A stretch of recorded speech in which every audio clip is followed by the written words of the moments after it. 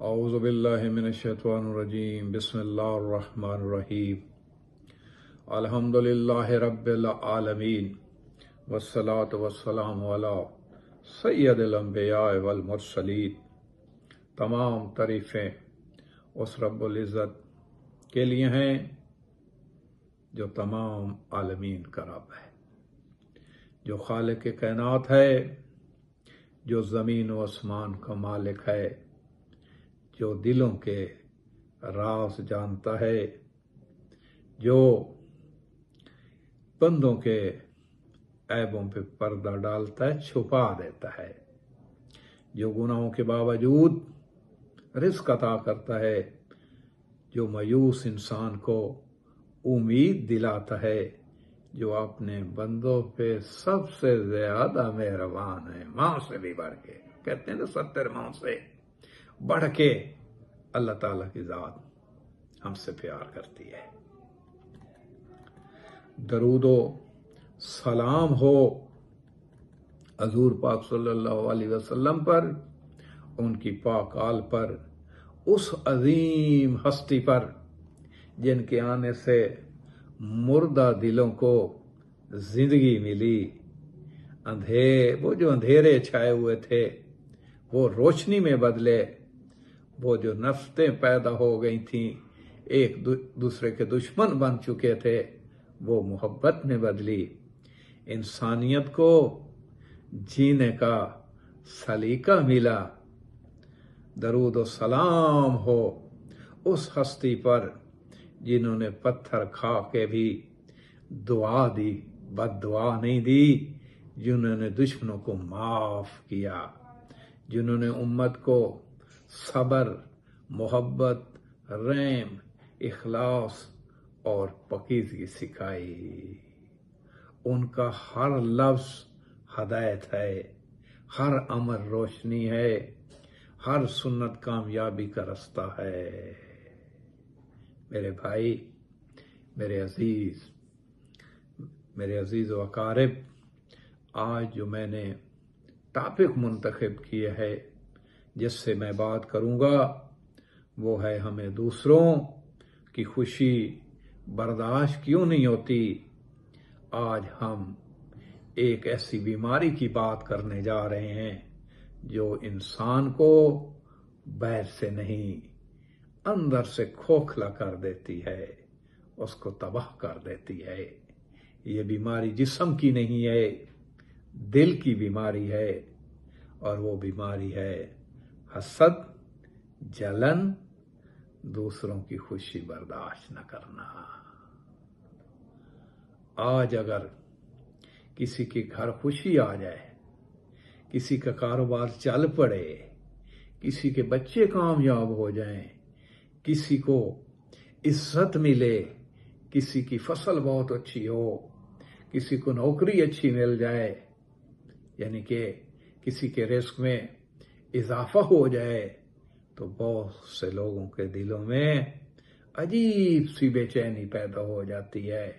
چہرے پر ان کے سامنے مسکراہٹ تو ہوتی ہے، لیکن دل کے اندر آگ جل رہی ہوتی ہے کہ یار اس کو یہ اتنی چیزیں کیوں ملی، اس کا کاروبار کیوں چمکا، اس کے بچے اتنے کیوں کامیاب ہو گئے، اس کی فصل اتنی اچھی کیوں ہو گئی، یا یہ میاں بیوی کا پیار اتنا کیوں ہے، یا یہ بچہ اپنے ماں باپ سے اتنا پیار کیوں کرتا ہے، یا یہ مختلف قسم کی اس کو جلن اور ہوتی ہے۔ جیسے جیسے دوسرے انسان کو خوشی ملتی ہے، دوسرے انسان اندر سے کچھ انسان ایسے ہیں جو جل رہے ہوتے ہیں۔ میرے بھائی، آخر ایسا کیوں ہے؟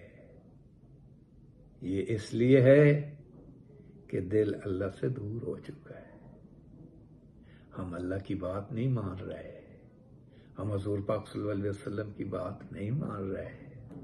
آئیں دیکھیں حسد کی ابتدا کہاں سے شروع ہوئی۔ میرے عزیزو، سب سے پہلے حسد زمین پر نہیں، آسمانوں میں ہوا تھا۔ جب اللہ تعالیٰ نے حضرت آدم علیہ السلام کو عزت دی، فرشتوں کو سجدے کو حکم دیا، تو شیطان نے حسد کیا، تکبر کیا، وہ برداشت نہ کر سکا کہ آدم کو مقام کیوں ملا ہے، اور یہی حسد اسے عبادت گزار سے مردود بنا دیا گیا۔ بھائی وہاں پہ چیلنج ہوئے تھا، شیطان نے بھی اور اللہ تعالیٰ کی ذات نے بھی اس کو چیلنج دیا تھا۔ شیطان نے کہا تھا میرا اللہ مجھے قیامت تک مہلت دے دے، میں تیرے بندوں کو ورگلاؤں گا، میں تیرے بندوں کو تیرے رستے پہ نہیں آنے دوں گا۔ میرے مالک نے کیا کہا تھا؟ اے مردود، جو میرے بندے ہوں گے وہ تیرے ورگلانے میں تیری بات نہیں مانیں گے، وہ میرے بتائے ہوئے رستے پہ چلیں گے، تیرے رستے پہ نہیں چلیں گے۔ اور دیکھیں اللہ کی کتنی عظیم ہستیاں ہیں، اس وقت بھی کتنے بندے ہیں جو اللہ کے رستے پہ چل رہے ہیں، اور کتنے لوگ ہیں جو اس بیماری میں مبتلا ہو چکے ہیں۔ سوچیں، اگر حسد نے شیطان کو تباہ کر دیا تو ہم کیا چیز ہے؟ ہمارے پاس تو کچھ بھی نہیں۔ یعنی کہ حسد ایک ایسی بیماری ہے کہ جس کی وجہ سے سب کچھ تباہ ہو جاتا ہے، جل جاتا ہے، اعمال، عبادات، سب کچھ۔ آج ہم کیا کر رہے ہیں؟ مثلا کسی کا کاروبار چمک گیا، وہ ساتھ والے کا نہیں چمکا۔ کسی کی فصل اچھی ہوئی ہے، ساتھ والے کی اچھی نہیں ہوئی۔ کسی کے بچے بڑے کامیاب ہو گئے ہیں، دوسرے کے نہیں ہوئے۔ ایک بندے نے محنت کر کے اپنا مقام بنایا ہے، اس کو یعنی کہ بڑا اس کے رزق میں اضافہ ہو گیا، وہ ساتھ والا جو تھا، ایک جس کے پاس بہت زیادہ پیسہ تھا، وہ جلنے لگ گیا اس سے۔ تو میرے بھائی یہ چیزیں انسان کو اندر اندر جب وہ حسد کرے گا تو وہ تباہ و برباد ہو جائے گا، اس کو پتہ ہی نہیں چلے گا کہ میرے ساتھ ہو کیا رہا ہے۔ آج تو یہاں تک لوگ چلے گئے ہیں رکھے دھاگوں پہ، ٹوٹکوں پہ۔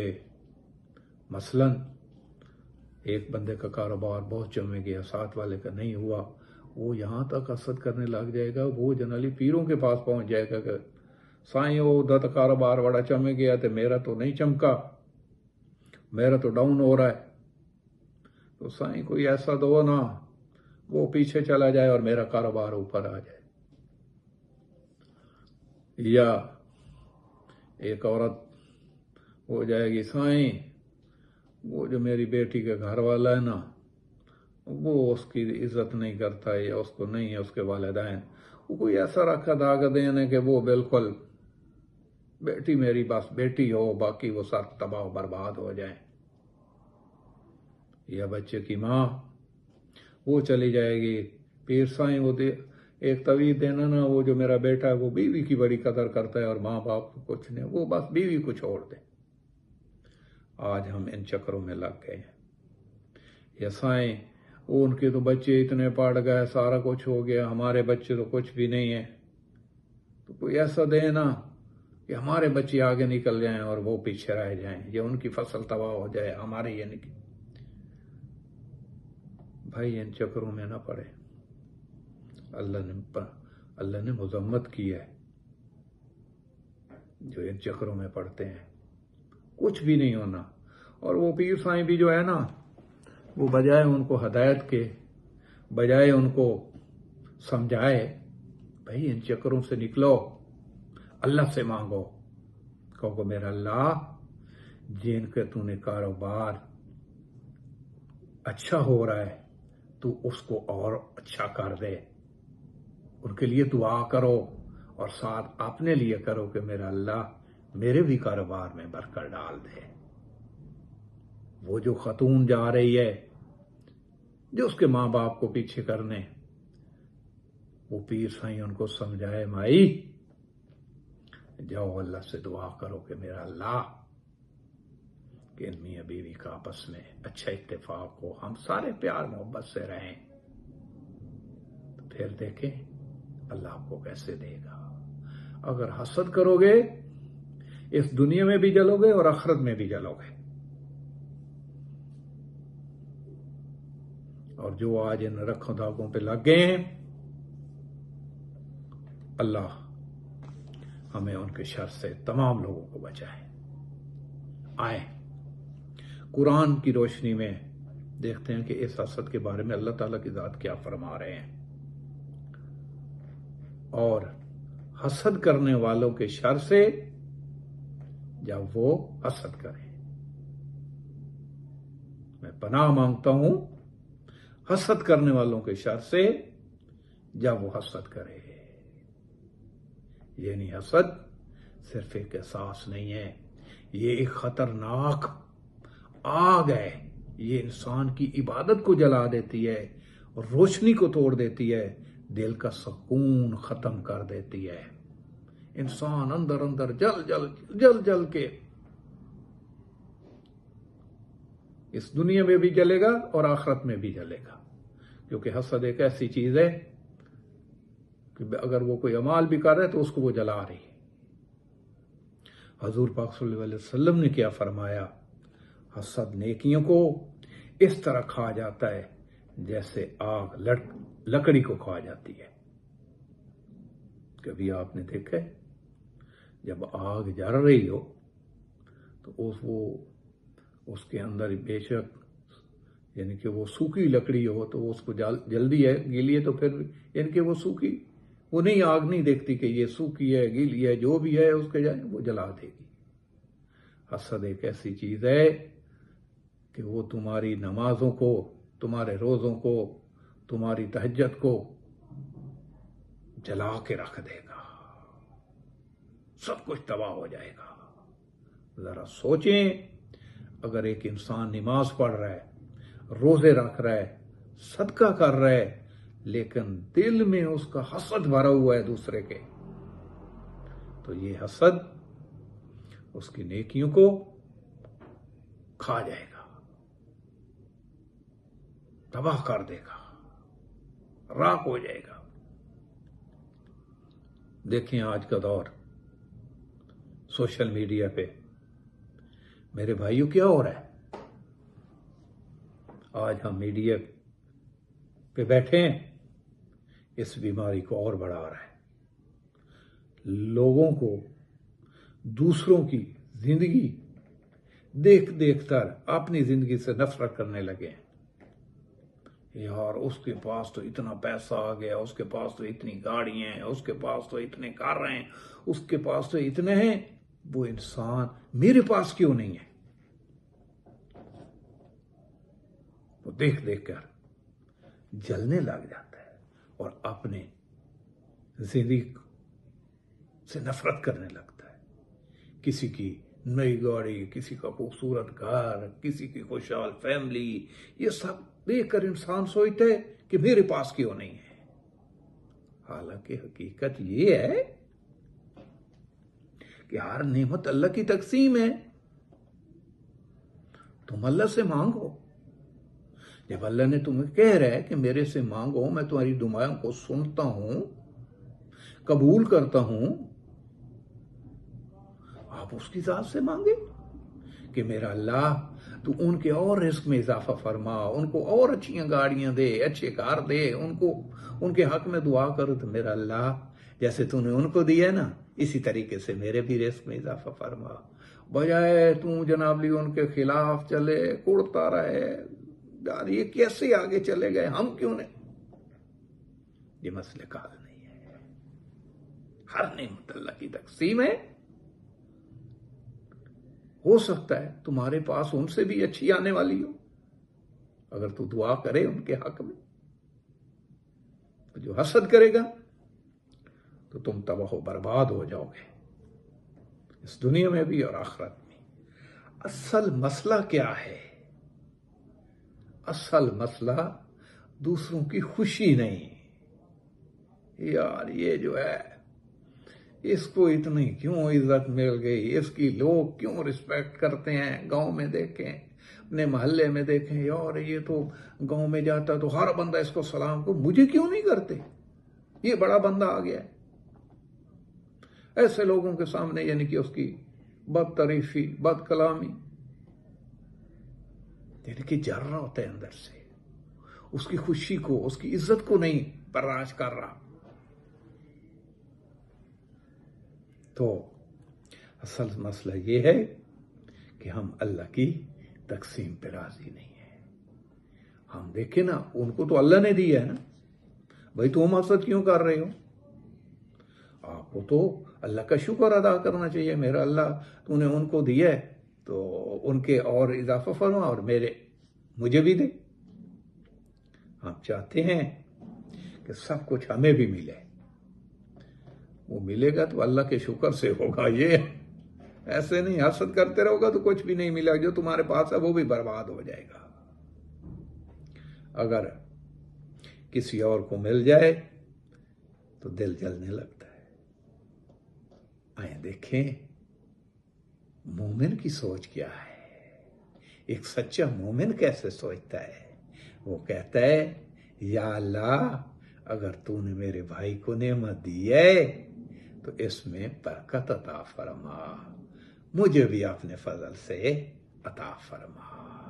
अगर तू जल ना इस तरह अल्लाह से मांगेगा तो अल्लाह तुझे देगा।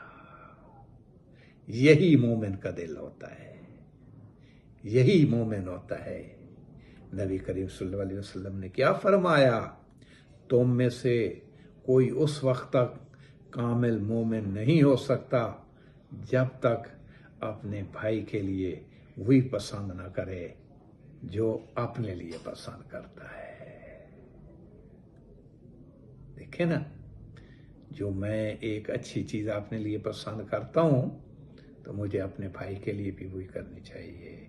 मसलन मैं कोई चीज किसी गरीब को देना चाहता हूं, कोई कपड़ा है, कोई जूता है, कोई ऐसी चीज है, तो सारों से पहले मैं ये देखूं कि भाई ये मैं अगर मेरे पास मैं पहन सकता हूं या नहीं। ऐसा ना हो कि उनके लिए वो चीज पसंद करो जो आप खुद ना पसंद करो, तो ये भी गलत है। मेरे भाइयों, मेरे दोस्तों, आए अल्लाह से दुआ करते हैं, या अल्लाह हमारे दिलों को हसद से पाक फरमा, हमें दूसरों की खुशियों में खुश होने वाला बनाओ। हम उनकी जब खुशी देखें तो खुश हों, जले नहीं। हमें अपना शुक्र गुजार बंदा बनाओ। हमें अपने महबूब हजरत मोहम्मद मुस्तफ़ा सल्लल्लाहु अलैहि वसल्लम की सच्ची मोहब्बत अता फरमा और उनके नक्शे कदम पे हमें चलने की तौफीक अता फरमा और हमें पाक दिल के साथ दुनिया से रुखसत फरमाओ। अल्लाह आए, अल्लाह से दुआ करें, अल्लाह पाक हमें इस बीमारी से बचाए। ये ऐसी बीमारी है भाई, ये तुम्हारे सारे अमाल तबाह बर्बाद कर देगी। अगर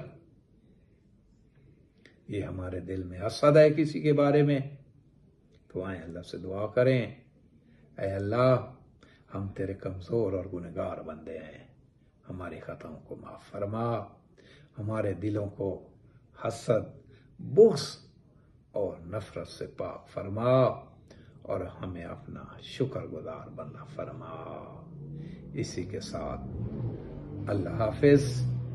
और आखिर में मेरे भाइयों, अपने घरों को ऐसा बनाओ जैसे हुज़ूर पाक सल्लल्लाहु अलैहि वसल्लम और अल्लाह का हुक्म है। अगर उस तरह अपने घर में तालीम और तरबियत और अपने घर को बनाओगे तो वो घर सुकून का गहवारा बन जाएगा। और कुरान को पढ़ें, बातर्जुमा पढ़ें और समझ के पढ़ें। फिर जब समझ के पढ़ें तो उस पर अमल भी करें। जो भाई कुरान शरीफ का तर्जुमा नहीं پڑھ سکتے تو وہ بھائی اپنی قرآن کی تلاوت جاری رکھیں۔ اللہ حافظ۔